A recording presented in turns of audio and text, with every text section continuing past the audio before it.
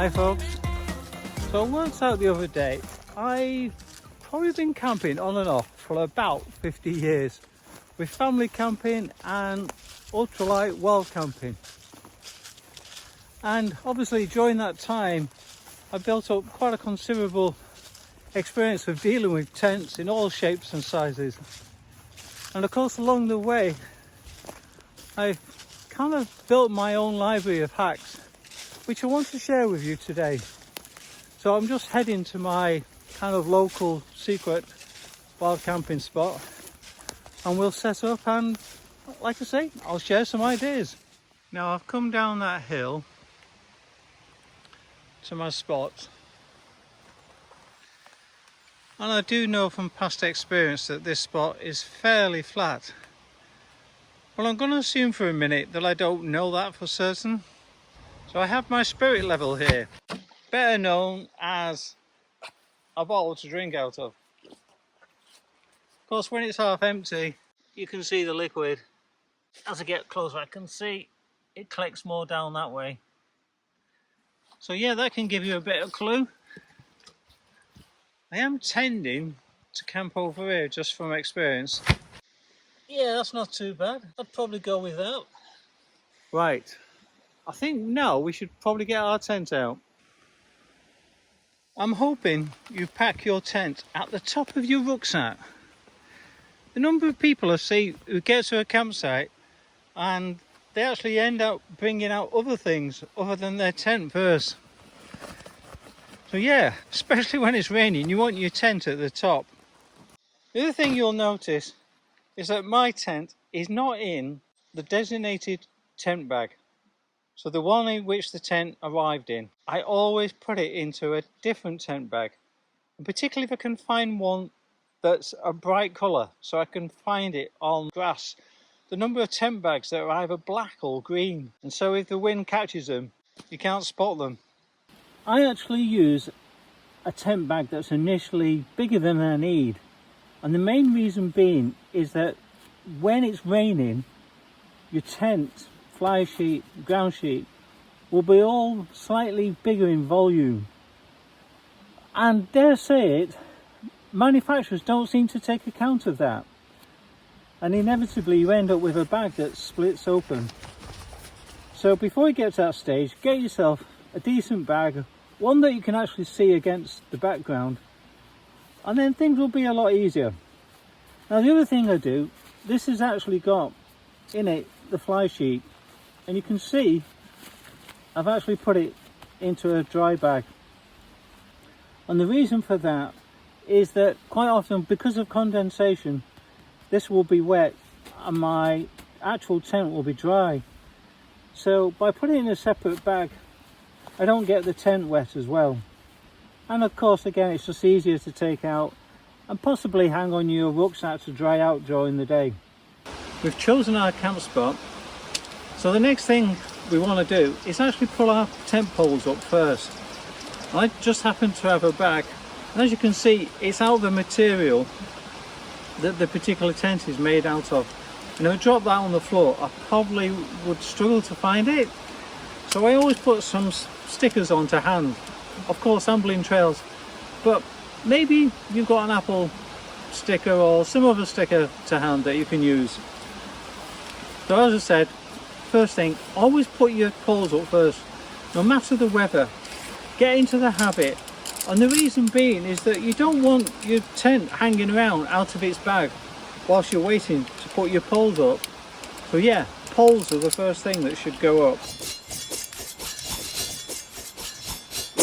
So how much did you pay for your ground sheet, Nigel? $0. Which is amazing considering most manufacturers seem to charge between £40 and £80. I don't think they're worth it. You can do better than that. You can help the environment as well. I'll show you.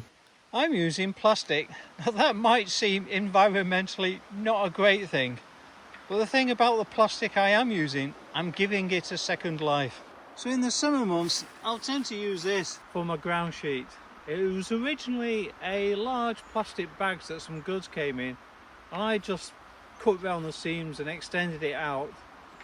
And so yeah, piece of plastic getting a second life, third, fourth or fifth maybe, because I've used it a number of times. Then in the winter months I use some builder's plastic, so this is a bit thicker and came wrapped around some roof tiles, and all I've done is just added these plastic clips just to protect it a little bit from the tent pegs.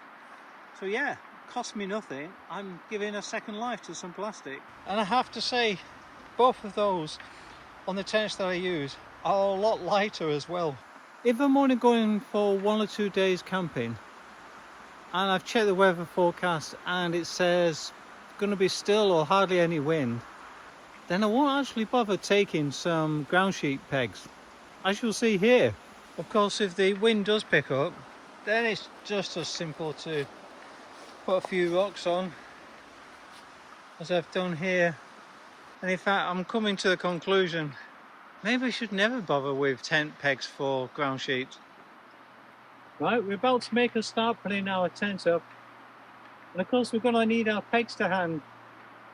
And I found one of the best ways. It's actually attaching them to your trousers with a carabiner. Kind of like hands-free for pegs and stakes. How many times have you heard the phrase, leave no trace? And how many times have I found tent pegs? Yeah, I've never buy spare tent pegs. I always find them. And when you look at them, you can understand why that happens. So here I've got an example of different types of tent pegs.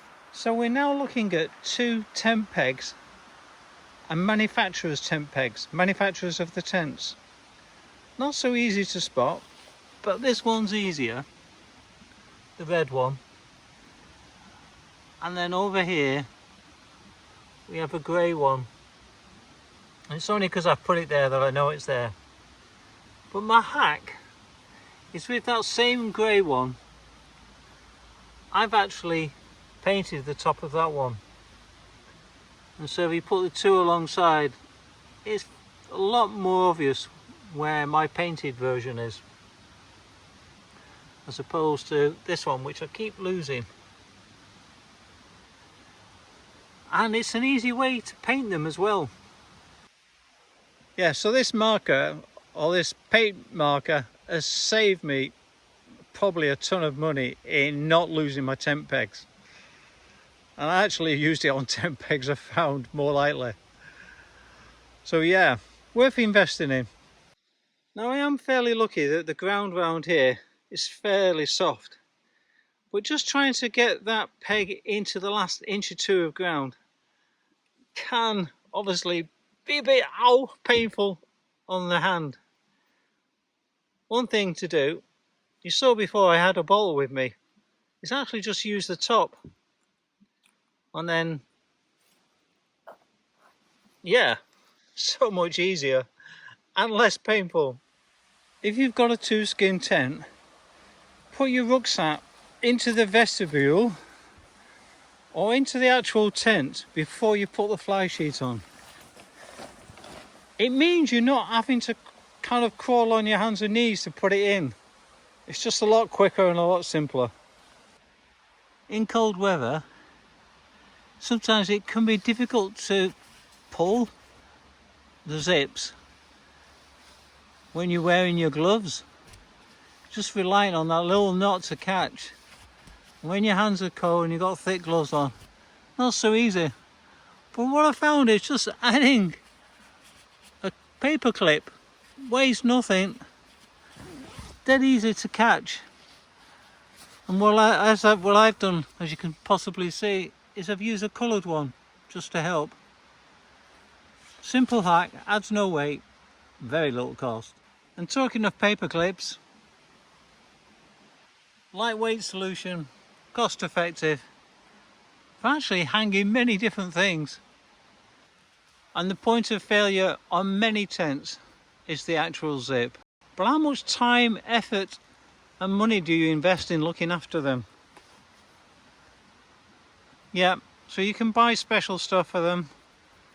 The brush is generally just getting any dirt that's collected in the zips, which will make a difference. And then obviously some lubricant And I found that's worth doing, particularly get to the end of the season. In fact, I might be doing it now. If the tent's wet from rain or condensation, heavy condensation, I will always put my waterproofs on. There's no point in getting wet while you're putting your tent away. So yeah, get your waterproofs on, especially in winter. Keep you warm while you just initially got up before you start walking. Okay, I'm going to show you what happens when you pack up a tent with the tent door closed and then with the tent door open, and the difference it makes.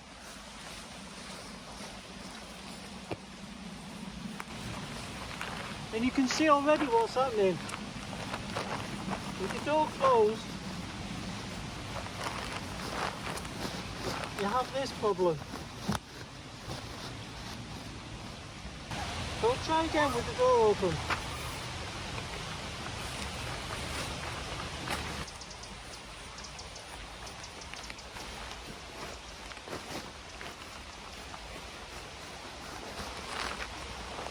There you go, a lot better. The other thing I'll show you is keeping one peg in like I've done here. That means you can get some tension on the tent when you're rolling it up, and it makes such a big difference. The only thing, of course, is remembering to take the peg with you. Hope you found some of those hacks helpful. Worth trying a few. Let me know how you get on. And of course, if you've got any ideas, hacks, tips, let me know. I'm always interested to experiment and try these things out. And of course, it'd be really good if you could do a thumbs up and hopefully subscribe. See you on the trails, guys. Bye for now.